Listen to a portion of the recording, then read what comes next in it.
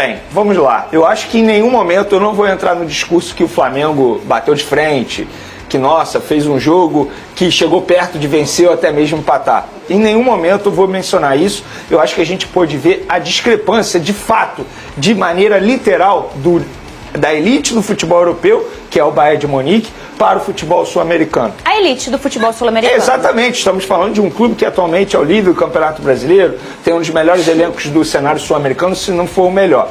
Mas em nenhum momento, Fernandinha, o Flamengo esteve perto de vencer o jogo ou até mesmo empatar. Em nenhum momento o Flamengo teve o controle do jogo.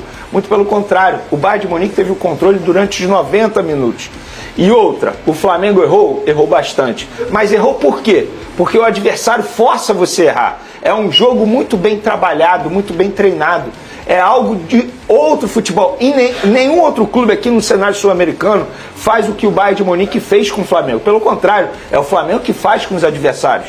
Então não tem como eu chegar aqui na frente das câmeras. Eu sou torcedor, bacana, mas antes de tudo eu sou jornalista e preciso honrar o meu currículo. Eu preciso ser sincero com o torcedor.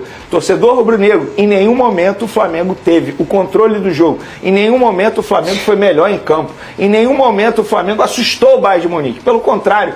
Tudo bem, o Bayern de Munique abriu 2-0 aos 10 minutos, por quê? Porque forçou isso. Eles fazem uma marcação extremamente alta, muito bem trabalhada. Eles fazem com que você erre a todo momento. São 6 marcando sob pressão, em alto nível. O próprio Felipe Luiz falou isso em entrevista coletiva. Só que eu acho que é válido esse tipo de confronto. Ele utilizou uma palavra na entrevista coletiva que eu concordo. É um intercâmbio.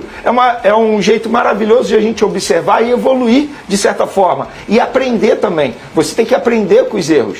Mas ficar crucificando, por exemplo, Luiz Araújo, que teoricamente entregou 2 gols, ficar crucificando um Wesley, que de fato começou o jogo muito afobado, eu não vou entrar nesse discurso. Pelo contrário, eu acho que tem que fazer elogios ao Flamengo. Querendo ou não, o Flamengo competiu, mas competir não quer dizer que esteve perto de vencer ou até mesmo empatar. Pelo contrário, o Bayern de Munique, quando sentia que estava sendo ameaçado, acelerava um pouco o jogo e deu no que deu. Vamos lá, o primeiro gol do Flamengo, beleza, sai num golaço do Gerson. O segundo gol sai por quê? Porque a bola acabou batendo na mão do adversário e foi pênalti. Quando o Bayern de Munique se sentiu ameaçado, acelerou o jogo e conseguiu controlar novamente. Teve o controle, o time alemão teve o controle do jogo a todo momento. Em nenhum momento o Flamengo assustou o Bayern de Munique, eu não vi o Bayern de Munique assustado em nenhum momento. É uma frieza, né? Exatamente, estamos falando de um time, assim, é absurdo. Assistir o futebol do Bayern de Munique é prazeroso, é bacana demais. E esse jogo mostrou pra gente, estamos ainda muito longe do futebol europeu, da elite do futebol europeu. Eu acho que os times brasileiros, independentemente do que aconteça com o Fluminense agora, com o Palmeiras agora, eu acho que os times brasileiros saem maiores do que chegaram. A competição foi extremamente válida para todo mundo. E válida, inclusive, para a gente observar o que precisa evoluir. Válida também para a gente entender que hoje no futebol não tem mais como você ter jogadores que não têm uma noção tática. Olha o Bayern de Munique jogar, é uma noção tática absurda, é uma frieza absurda, é algo muito bem treinado. Olha o Harry Kane, o que ele faz. O Harry Kane, ele aproveita todas as oportunidades, totalmente diferentes dos clubes brasileiros. Olha quantas oportunidades o Palmeiras teve e não conseguiu converter. Olha quantas oportunidades o Flamengo teve e tem ao longo da temporada e não consegue converter. Eles conseguem converter. Tanto é que eles finalizaram menos que o Flamengo, mas eles fizeram mais gols. Por quê? Porque eles treinam para isso. Então, assim, foi uma aula de futebol que a gente pôde observar, mas isso não é uma crítica ao Flamengo. Repito, acho que o Flamengo competiu, acho que o Felipe Luiz teve a estratégia correta. Eu não vou ficar sendo prepotente dizendo aqui, se ele mudasse a escalação, a história poderia ter sido diferente. Acho que ele não poderia deixar o Danilo fora desse jogo, porque o Danilo, pela experiência que ele tem em confrontos como esse, ele poderia passar mais tranquilidade a outros jogadores que não estão acostumados com esse tipo de duelo. E eu vou dar um exemplo, o Wesley. Eu acho que o Wesley entrou extremamente afobado. O próprio Léo Ortiz, que foi titular na vaga do Danilo, acho que entrou afobado. O Arrascaeta, a gente está falando de um Arrascaeta que está vivendo a melhor temporada em números na carreira dele. É top 3 hoje no futebol brasileiro, mas não tem condições físicas de encarar um jogo como esse. Só para a gente ter noção da discrepância que é o futebol brasileiro para o futebol europeu. Estamos falando de um jogador que é top 3 no futebol brasileiro, mas no futebol europeu talvez não daria conta do recado por conta da parte física. Então a gente teve vários aprendizados nesse jogo, mas eu não vou ficar aqui crucificando, caçando culpado no time do Flamengo, muito pelo contrário. Acho que vale os elogios. E é isso, o Felipe Luiz foi muito bem na entrevista coletiva. O futebol europeu é isso. Eles são muito melhores que a gente e a gente precisa entender isso. E como que vai nivelar isso? Não tem como. Economicamente falando, não tem como. O dinheiro está lá, o dinheiro não está aqui. E há algum tempo, né, Vene? Isso não é Exatamente. de hoje, não. Vamos ver o que o Felipe Luiz falou. Isso aí que o Vene está citando após a partida. Rodou.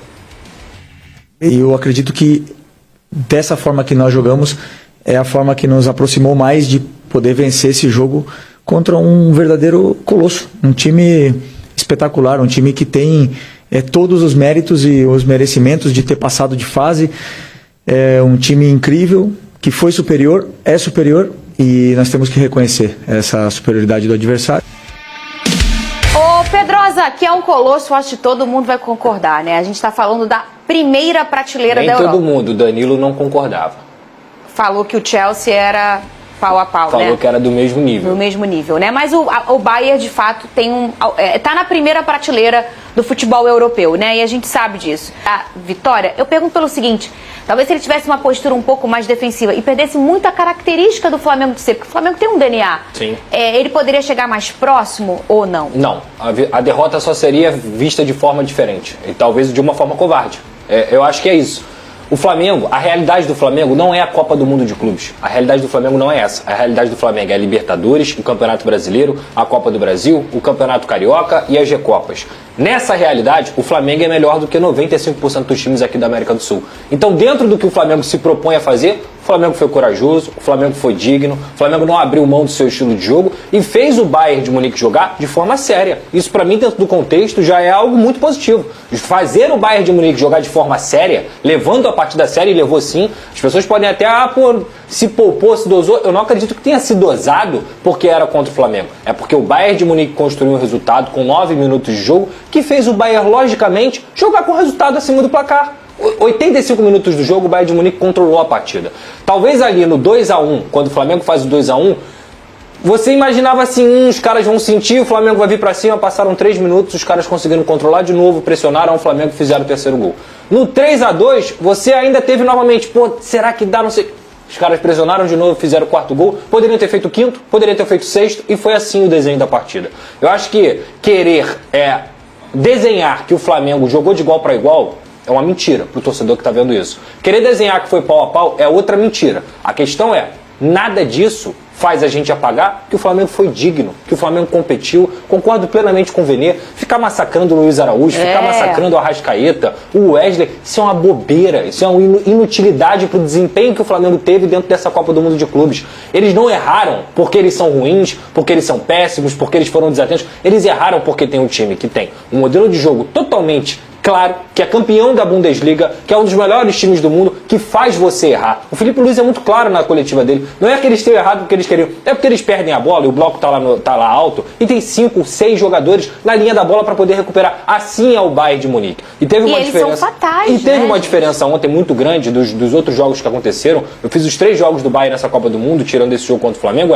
O Pamecano ontem voltou ao time titular. O Pamecano é o cara que rouba a bola do Arrascaeta no gol do Harry Kane. Ele é um zagueiro muito mais veloz e combativo. Eles usam caçadas individuais. E olha onde ele estava nesse lance. Esse que é o ponto. Olha onde ele estava. Então, assim, o Arrascaeta domina a bola de costas na intermediária. Geralmente aqui no futebol brasileiro, ele vai ter uma pressão de cercar. Ele vai conseguir sair. Não, o Pamecano dá o bote, o Harry Kane pega a bola, gol do Bayern de Munique. Depois do segundo gol, muita gente, o Luiz Araújo tomou a decisão errada. Pode ter sido, mas você percebeu que tinham 4 jogadores ali em volta dele? Que talvez ele não conseguisse sair. E aí, quando acontece o momento do roubo, o Joshua Kimmich, que eu falei aqui diversas vezes, ele dá um passe, que é passe de cinema. Ele finge que ele vai dar o passe, a zaga do Flamengo faz todo o balanço para a direita, o Harry Kane domina, sem olhar para o gol, ele já bate, faz o quarto gol ali do Flamengo. Então assim, Flamengo não tem nada que ficar lamentando da partida de ontem. É um time muito melhor do que o Flamengo, e eu falei aqui, é muito melhor do que o Chelsea, nem se compara com o Chelsea. O Bayern de Munique é muito melhor do que o Chelsea. Então assim, para mim, o Flamengo tem que ser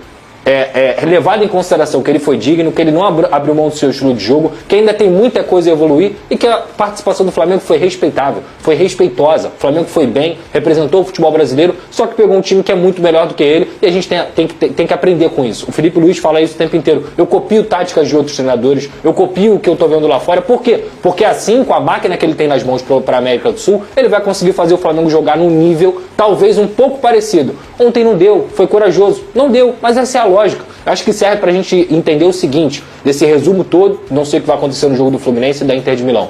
A distância bizarra que a gente achava que existia, não é tão bizarra assim. A distância assustadora, ela não é tão assustadora assim. Mas a distância existe. Querer negar isso é fechar os olhos. E Pedrosa e Fernanda, e tem um ponto que a gente precisa mencionar. Por exemplo, eu vejo muito torcedor do Flamengo comparando o Benfica com o Bayern. O Benfica ganhou e o Benfica é um time que está muito mal. Gente, o Benfica é um time que está acostumado a esse tipo de confronto. Eles a todo momento estão numa Champions League, por exemplo. Para eles não é novidade encarar um jogador do Bayern de Munique. Não é nem um pouco novidade. Para os jogadores do Flamengo, em sua grande maioria, é novidade. Então é óbvio, é natural que os jogadores sintam um pouco a pressão. Foi o que aconteceu no início do jogo. E o jogo do Benfica, Vene, o Bayern entrou com 5 reservas. Perfeito. 5. Se o Bayern tivesse colocado os titulares, era saco. Ainda tem um ponto que a gente vem mencionando aqui nesse programa há muito tempo. A partir das oitavas, a chave vira. É isso aí. A chave vira. Para quem estava falando que o Bayern de Munique não estava nem ligando, tem um lance para mim que simboliza muito bem. O Harry Kane deu um carrinho no Ayrton Lucas. Sendo que o jogo já estava assim, praticamente encaminhado na vitória.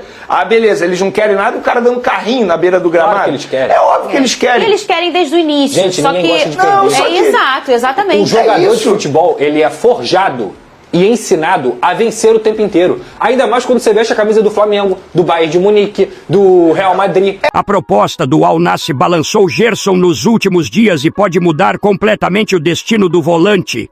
Até então, Gerson tinha um acerto encaminhado com o Zenit da Rússia, mas a entrada dos sauditas na negociação trouxe um impasse inesperado quanto à definição do futuro do jogador. A decisão final está nas mãos do próprio atleta, que analisa cuidadosamente todos os cenários antes de bater o martelo sobre seu próximo clube. O Al Nassr ganhou força nos bastidores, principalmente pela relação próxima entre Gerson e o técnico Jorge Jesus, que já acertou sua ida ao time saudita e está em contato direto com o jogador para tentar convencê-lo a aceitar a proposta.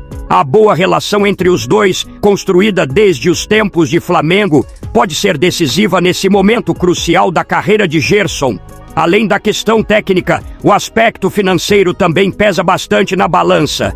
A oferta feita pelo Al Nassr é quase o dobro da proposta apresentada pelo Zenit, o que naturalmente faz o staff do jogador analisar com mais atenção a possibilidade de ir para a Arábia Saudita. No entanto, Gerson ainda não tomou sua decisão e segue avaliando todos os pontos envolvidos. Do lado do Flamengo, a diretoria acompanha de perto a movimentação, já que o clube carioca tem interesse direto na negociação, tanto no aspecto esportivo quanto financeiro. Enquanto isso, Gerson mantém silêncio e evita falar publicamente sobre o assunto. Pessoas próximas ao atleta relatam que ele está dividido entre o desejo de atuar novamente sob o comando de Jorge Jesus e a ideia de retornar à Europa para buscar uma nova sequência internacional. A expectativa é que uma definição seja tomada nos próximos dias, já que tanto o Zenit quanto o Al Nassr pressionam por uma resposta. Agora eu quero saber a opinião de vocês. Felipe Luiz errou nas escalação e nas estratégias? Sim ou não? Deixe sua opinião nos comentários, curta o vídeo e se inscreva no canal para acompanhar todas as atualizações do Mengão. Saudações rubro-negras!